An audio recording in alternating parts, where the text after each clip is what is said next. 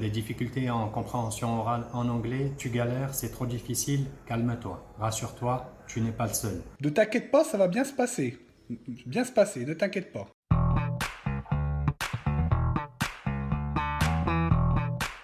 Et la grande majorité des étudiants, des élèves français francophones qui étudient l'anglais ont des difficultés justement dans ce domaine. Alors il existe plusieurs raisons qui peuvent expliquer justement ces problèmes, ces difficultés rencontrées, et heureusement il existe un tas de solutions qui vont te permettre justement de travailler cette activité langagière, la compréhension orale, et qui va te permettre dans la foulée d'améliorer la qualité globale de ton anglais, autant dans la compréhension orale que dans l'expression orale. On regarde ça tout de suite. Donc cette vidéo sera assez simple, elle sera divisée en deux parties. Dans la première partie, on va essayer de voir et de comprendre quelles sont les raisons qui font que tu galères un petit peu en compréhension orale. Il en existe quelques-unes de raisons. Et dans la deuxième partie, on verra tout simplement les solutions que tu peux adopter, mettre en place pour pouvoir travailler cette activité langagière, la compréhension orale, et ainsi t'améliorer non seulement dans ce domaine-là, mais plus globalement en anglais. Alors la première raison, elle est globalement simple, c'est que foncièrement, l'oral, ce n'est pas comme l'écrit. Autant à l'écrit, on a un visuel sur lequel s'appuyer, des mots sur lesquels s'appuyer pour améliorer ou travailler notre compréhension, mais l'oral, c'est un support,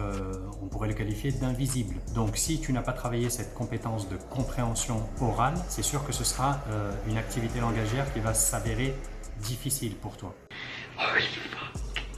So hard. La deuxième raison qui explique tes difficultés en compréhension orale concerne la sonorité. Tu n'es pas sans savoir que le français est une langue d'origine latine alors que l'anglais est une langue d'origine anglo-saxonne.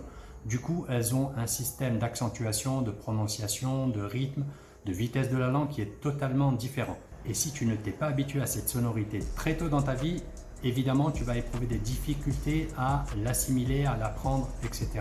On peut prendre par exemple le mot possible en anglais qui se dit possible. Si tu ne t'es pas habitué à cette sonorité-là et que tu entends ce mot dans une phrase, il peut être difficile pour toi de le comprendre. On peut prendre aussi par exemple le mot Londres, la ville de Londres, qui se dit London. I'm going to London, par exemple. Si tu ne t'es pas habitué à cette sonorité-là, tu peux comprendre I'm going to, mais où, j'ai pas bien compris. Donc c'est là en fait que tu vas devoir travailler pour pouvoir t'améliorer en compréhension orale. Une autre raison qui vient expliquer les lacunes en compréhension orale, c'est la rapidité de la langue. Souvent j'entends mes élèves qui me disent « Monsieur, ça va trop vite, j'ai rien compris, il parle trop vite ». Alors c'est une fausse excuse parce que tu dois savoir que le français parle beaucoup plus vite que l'anglais. C'est juste que tu n'es pas encore habitué et que tu ne t'es pas suffisamment exposé à la langue pour pouvoir commencer un petit peu à la comprendre.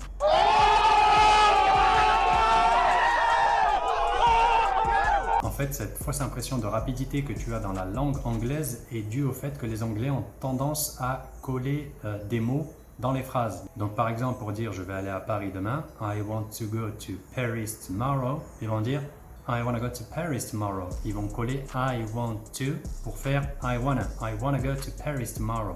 C'est le cas également du mot chocolate en anglais qui veut dire chocolat en français et dont on n'entend pas le deuxième O. Si tu ne t'es pas habitué à l'entendre ce mot et que tu le rencontres, dans un oral, ça va être difficile de le comprendre. Chocolate. Une autre raison qui peut expliquer tes galères, tes lacunes en compréhension orale, c'est le manque de vocabulaire. Alors ça peut être du vocabulaire simple comme the boredom, l'ennui, the knowledge aussi par exemple, un mot qui devrait être accessible puisque normalement c'est un des premiers mots qu'on apprend, le verbe to know, savoir, connaître, the knowledge, la connaissance, clever, intelligent. On a également des expressions idiomatiques que tu peux commencer à apprendre au fur et à mesure, comme par exemple it's raining buckets, il pleut des cordes.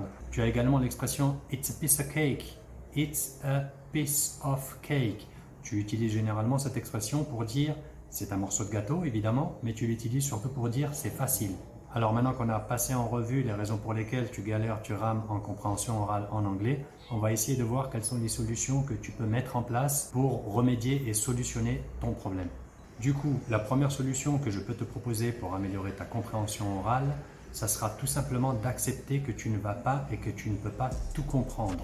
De cette façon-là, ça va te permettre de ne pas te perdre pendant cette activité-là et surtout, ça va te permettre de ne pas te décourager pour dire à la fin « Monsieur, ça va trop vite, monsieur, je comprends rien, monsieur, j'y arriverai jamais ». Ce qu'il ne faut surtout pas faire, c'est se décourager et donc abandonner.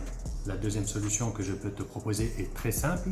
L'anglais étant une langue accentuée, ce que tu vas faire pendant ton activité de compréhension orale, c'est d'essayer de repérer les mots qui sont accentués.